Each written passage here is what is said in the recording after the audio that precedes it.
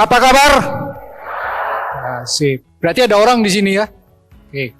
Namanya saya Sugeng. Saya kalian semua pada hafal dengan wajah saya. Orang yang menyebalkan kalau mau pindah nggak boleh. Yang tertawa paling keras itu pasti paham maksudnya. Oke. Saya ikut kelas DM ini di Gojimol Surabaya tahun 2015. Nggak salah bulan Oktober. Oke, keluhan saya waktu itu adalah saya punya mata cuman satu. Jadi lazy eyes atau mata males kalau bahasa ini ya, bahasa awamnya. Jadi mata saya yang sebelah kanan ini memang ada matanya, ada fisiknya, tapi tidak seberapa bisa melihat. Jadi kalau Anda bayangkan naik mobil itu kalau malam lampunya hidup dua ya, kalau yang sebelah kanan ini agak redup. Jadi saya hanya mengandalkan satu mata saja. Kalau pengen tahu rasanya, silakan tutup mata Anda sebelah kanan dan tahan selama 53 tahun. Karena usia saya 53 tahun, jadi saya hidup dengan kondisi seperti itu. Jadi kalau saya naik motor, seringan saya diklakson sama mobil yang kanan. Karena apa? Saya mepet-mepet ke kanan. Tapi puji Tuhan sampai saat ini saya masih hidup dan berdiri di sini. Oke, testimoni saya satu saja. Waktu di Gojimol itu, saya terkesan dengan satu testimoni. Jadi ada seorang dokter waktu itu, dia habis ikut kelas, lalu salah seorang pasiennya itu meninggal, lalu dia iseng-iseng, dia terapi mata pasien tersebut. Namanya orang sudah meninggal tentu matanya tertutup ya. Nah, saat itu dia iseng-iseng, dia terapi matanya, dan tiba-tiba matanya terbuka. Tapi pasiennya tentu sudah meninggal. Jadi dia tutup, kemudian dia panggil teman satunya. Dia bilang pasien ini sudah meninggal. Terus dibuka sama temannya, kaget temannya, loh kok matanya terbuka.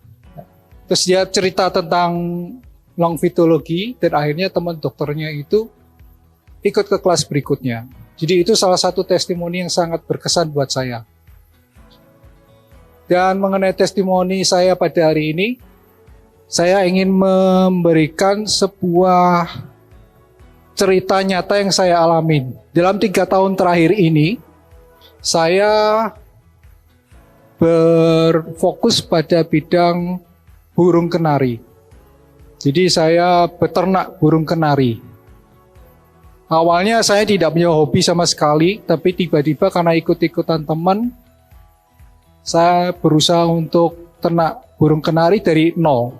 Tanpa tutor, tanpa orang ada yang ngasih tahu, nggak ada teman yang ngasih tahu, saya asal beli aja, saya pasang-pasangkan sendiri.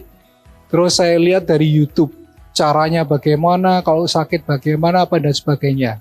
Karena pemula tentu saja ada burung yang sakit, mati. Burung yang sakit, mati. Jadi kalau burung kenari itu dia salah satu kelebihannya kalau dia sakit, dia tidak pernah menunjukkan kalau dia sakit. Beda dengan manusia ya, dikit-dikit sakit, dikit-dikit ngeluh, ketahuan kalau itu sakit. Burung kenari nggak seperti itu. Saat ini sehat, sejam 2 jam kita lihat lagi sudah terkapar, mati. Karena saking jengkelnya, akhirnya saya pergi ke toko ini ya, yang jual obat-obatan burung kenari. Jadi kalau sakit apa, obatnya apa. Sampai koleksi obat itu lengkap semua. Tapi itu juga tidak membantu. Sampai suatu saat saya ingat, saya ini kan sudah belajar longitudologi ya, dari 2015. Kenapa nggak saya pakai gitu. Jadi suatu saat ada satu burung yang terkena syaraf. Istilahnya kalau manusia itu apa ya, epilepsi mungkin ya, yang kejang-kejang gitu loh. Nah, jadi dia kejang-kejang, terbang ke sana kemari nggak karu-karuan, terus tergeletak di bawah, masih hidup. Lalu saya udah mikir gini, ini kalau saya obatin percuma, pasti mati. Jadi gimana caranya supaya dia ini tetap hidup? Namanya juga peternak dong, kalau burung itu kita beli lalu mati kan kita rugi ya. Jadi saya terapi langsung selama 30 menit. Lalu saya telepon teman saya foto, saya video burung kenari saya itu Saya kirim ke teman saya. Terus teman saya bilang, ini kena saraf. Ya, saya tahu itu kena saraf. Sudah diberi obat saraf, saya bilang percuma, paling juga mati. Nah terus ngapain kamu tanya ke saya? Saya bilang, saya coba dengan terapi lain. Oke, terserah, dia bilang. Lalu saya tanya ke teman saya, dalam kondisi seperti ini, kira-kira berapa jam dia bertahan? Teman saya bilang, paling nggak nyampe 1 jam, 2 jam, atau nggak lewat hari inilah, pasti mati, dia bilang. Oke. Karena saya merasa, wah ini juga udah percuma lah. Tapi setidaknya saya sudah berusaha dengan memberikan terapi ya. Saya nggak kasih obat. Itu lewat malam, besoknya jam 5 pagi, saya kontrol, saya cek. Puji Tuhan masih hidup. Tapi jam 10, cabut. Dia sudah meninggal. Meninggal, dia sudah tewas. Jadi yang ingin saya sampaikan ke sini bahwa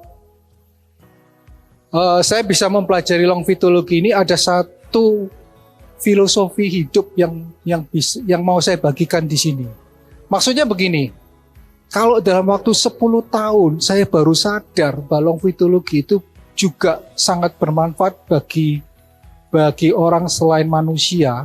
Jadi kalau kita terapi diri sendiri, kita terapi teman lain, kita diterapi orang lain, harusnya saya sadar sekian tahun yang lalu.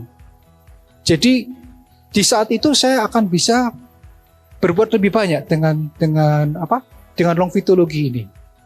Paham nggak maksud saya? Kalau nggak paham berarti Anda tidak ngantuk.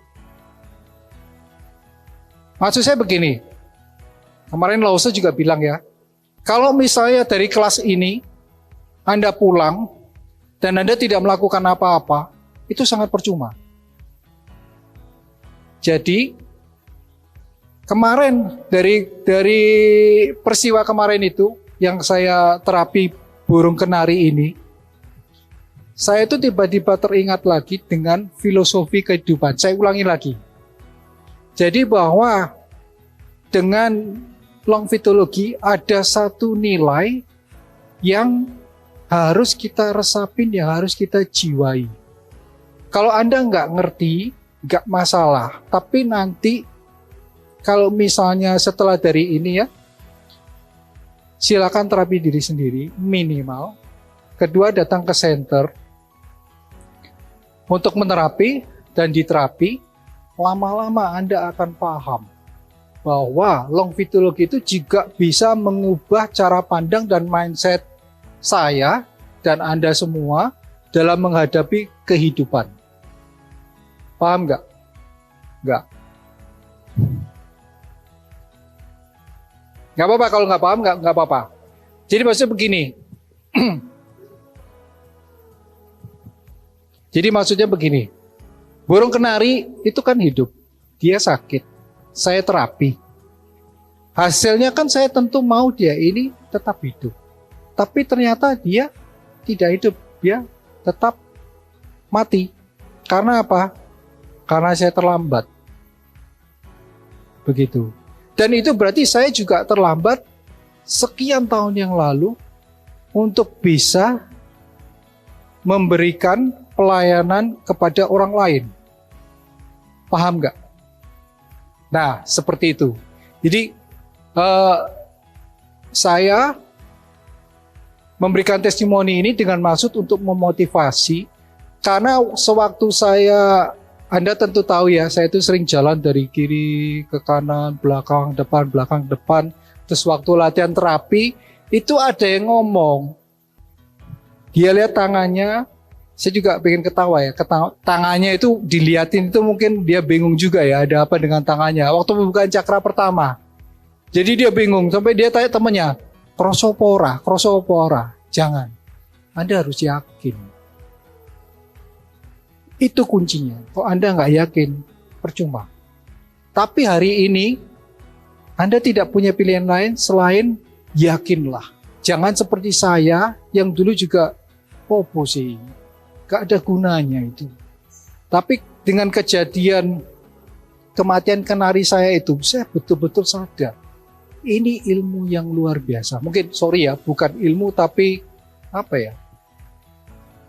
pelatihan yang luar biasa. Jadi pakailah itu. Karena waktu di hari kedua itu, saya lupa yang mana, saya lupa. Karena saya asal lewat aja.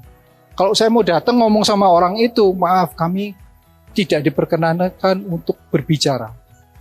Tuh, jadi ada banyak yang tanya ke saya, tanya apa, saya cuma bilang suruh buat tulisan karena yang berhak menjawab adalah lausenya. Tuh. Paham sampai di sini? Itu aja dari saya. Terima kasih.